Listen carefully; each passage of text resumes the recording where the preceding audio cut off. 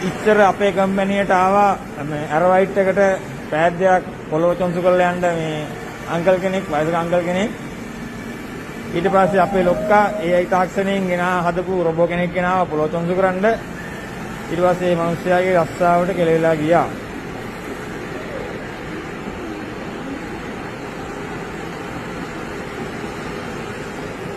මේ තියෙන්නේ අලුතෙන්ම නිෂ්පාදනය කරපු AI තාක්ෂණයෙන් භාවිතා කරලා හදපු පොළව පිරිසුදු කරන පොඩි රොබෝ මැෂින් එකක්.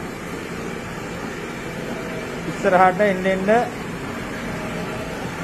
මිනිස්සුන්ගේ රැකියාව වලට ගොඩාක් AI තාක්ෂණය බලපානවා.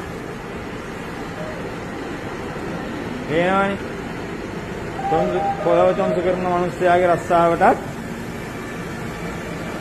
රස්සාවක් නැති වුණා තාක්ෂණයේ දියුණුව වෙන්න. ඉගෙන ගන්න ඕනේ මෙන්න මේ මැෂින් හදන්න රිපෙයාර් කරන්න.